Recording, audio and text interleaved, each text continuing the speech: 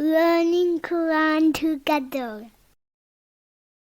بسم اللہ الحمدللہ والصلاۃ والسلام علی رسول اللہ۔ سورہ العادیات، یہ صورت مکہ میں نازل ہوئی اور اس میں 1 رکوع اور 11 آیات ہیں۔ بسم اللہ الرحمن الرحیم۔ والعادیاتی، قسم ہے دوڑنے والوں کی، ضبحا، ہانپتے ہوئے۔ اللہ تعالیٰ نے بہت قوت کے ساتھ دوڑنے والے گھوڑوں کی قسم کھائی ہے، یعنی جب وہ تیز بھاگتے ہوئے ہانپتے ہیں اور ان کے سینوں سے آواز آ رہی ہو۔ گھوڑوں کی اس کیفیت کی قسم کھائی ہے، یہ حالت جانوروں میں سے کسی کے اندر اس اعتبار سے نہیں پائی جاتی۔ اللہ تعالیٰ مجاہد کے ہانپتے، دوڑتے ہوئے اور ہنہناتے ہوئے گھوڑوں کی قسم کھا رہا ہے۔ گھوڑوں میں نمایاں نشانیاں اور ایسی نعمتیں ہیں جن کے بارے میں مخلوق جانتی ہے۔ حضرت جریر بن عبداللہ رضی اللہ تعالیٰ عنہ بیان کرتے ہیں کہ میں نے نبی صلی اللہ علیہ وآلہ وسلم کو گھوڑے کی پیشانی کے بال پر انگلی سے مروڑتے ہوئے یہ فرماتے سنا، خیر قیامت تک کے لیے گھوڑوں کی پیشانی کے ساتھ بندھی ہوئی ہے، یعنی اجر و ثواب اور مال غنیمت۔ صحیح مسلم 4847۔ فالموریاتی، پھر چنگاری نکالنے والوں کی، قدحا، سم مار کر، یعنی دوڑتے ہوئے سموں کی سختی اور قوت کی وجہ سے آگ نکلتی ہے۔ یہ ان گھوڑوں کی پہچان ہے جو تیز رفتار ہوں۔ اس آیت میں گھوڑوں کو رات میں دوڑنے کا مفہوم شامل ہے، کیونکہ ان کے سموں کی پتھروں پر ضرب سے جو چنگاریاں نکلتی ہیں وہ زیادہ تر رات کو نظر آتی ہیں۔ فالمغیراتی، پھر حملہ کرنے والوں کی، صبح کے وقت۔ صبح کے وقت چھاپا مارنے والے گھوڑوں کی قسم۔ عرب میں اکثر عادت صبح کے وقت حملہ کرنے کی تھی تاکہ رات کے وقت جانے میں دشمن کو خبر نہ ہو، صبح کو اچانک جا پڑیں اور رات کو حملہ نہ کرنے میں اظہار شجاعت سمجھتے تھے۔ حضرت انس بن مالک رضی اللہ تعالیٰ عنہ کہتے ہیں کہ نبی صلی اللہ علیہ وآلہ وسلم کا معمول تھا کہ آپ صبح فجر کے وقت دشمنوں پر حملہ کیا کرتے تھے، تو آپ جب کسی علاقے پر حملے کے لیے جاتے تو اذان کی آواز پر کان لگائے رکھتے تھے، اور اگر وہاں سے آپ کو اذان کی آواز سنائی دیتی تو آپ پھر حملہ نہیں کرتے تھے، ورنہ ان پر حملہ کر دیتے تھے۔ صحیح مسلم 847۔ فَأَثَرْنَا بِهِ، پھر اس کے ساتھ اڑاتے ہیں، نقع غبار۔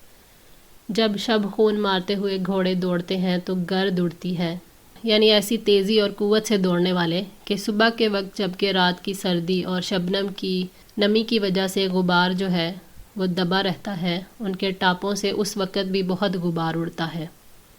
فَوَسَطْنَا بِهِ، پھر وہ درمیان میں گھس جاتے ہیں اس کے ساتھ، جماعت میں، اپنی سواروں کے ساتھ دشمنوں کے لشکر میں گھس کر مارنے والے گھوڑوں کی قسم، جو بے خوف و خطر دشمن کی فوج میں جا گھستے ہیں۔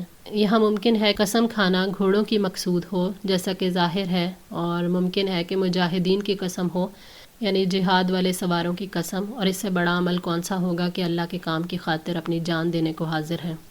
ان الانسان لربہ، یقیناً انسان اپنے رب کے لیے، لکنود، بڑا ہی ناشکرا ہے۔ انسان اپنے رب کے انعامات کا ناشکرا ہے۔ حسن بصری رحمۃ اللہ نے فرمایا کہ وہ شخص جو مصیبتوں کو یاد رکھے اور نعمتوں کو بھول جائے اس کو کنود کہتے ہیں۔ کنود وہ ہے جو اللہ تعالیٰ کی نعمتوں کو اس کی نافرمانی میں خرچ کرتا ہے۔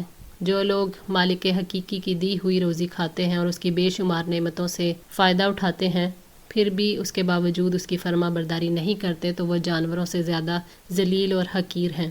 ایک شائستہ گھوڑے کو مالک گھاس کے تنکے اور تھوڑا سا دانہ کھلاتا ہے، اور وہ اتنی سی تربیت پر اپنے مالک کی وفاداری میں جان لڑا دیتا ہے، جبکہ انسان کا دل جب ایمان سے خالی ہوتا ہے تو وہ ناشکرا بن جاتا ہے۔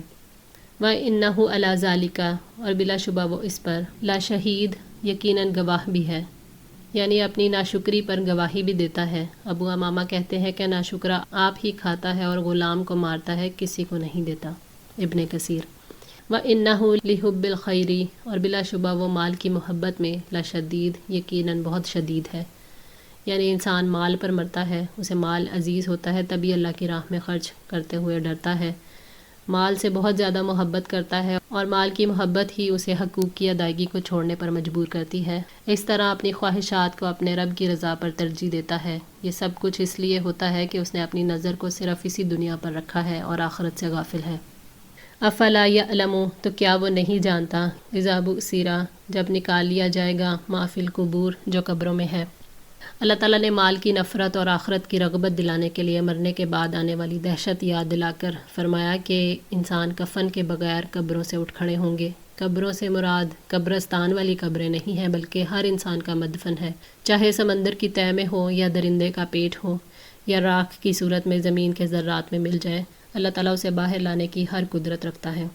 وَحُصِّلَ اور حاصل کر لیا جائے گا مَا فِی الصُّدُور جو کچھ سینوں میں ہے، یعنی جو کچھ دلوں میں ہے وہ راز کھول دیے جائیں گے، کوئی برائی بھلائی چھپائی نہیں جا سکے گی، سینوں کی باتوں کو اللہ تعالیٰ ظاہر کرے گا اور کھول دے گا۔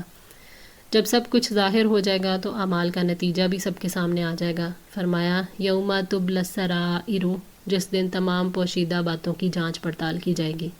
سورہ طارق آیت 9۔ ان ربہم، بے شک ان کا رب، بہم یومئذ، اس دن یقیناً ان سے، لخبیر، خوب باخبر ہوگا۔ اللہ تعالیٰ کھلے چھپے ظاہری اور باطنی اعمال سے باخبر ہے۔ اس سے مراد اعمال کی جزا ہے جو اللہ تعالیٰ کے علم کے مطابق دی جائے گی۔ اللہ تعالیٰ کا علم ان پر اور ان کے اعمال پر محیط ہے۔ اس دن ذرہ برابر بھی ظلم نہیں ہوگا اور سب کو پتہ چل جائے گا کہ دنیا میں بھی اللہ تعالیٰ خبیر تھا اور آخرت کے بارے میں بھی وہی باخبر ہے۔ الحمدللہ، اللہ تعالیٰ کی توفیق اور مدد سے سورہ عادیات مکمل ہوئی۔ اللہ تعالیٰ سے دعا ہے کہ ہم سب کو استقامت عطا فرمائے، قرآن پاک پڑھنے، سمجھنے اور اس پر عمل کرنے کی توفیق عطا فرمائے، ہماری غلطیوں کو معاف فرما کر ہم سب کی اصلاح فرمائے۔ جزاکم اللہ خیر، والسلام علیکم ورحمۃ اللہ وبرکاتہ۔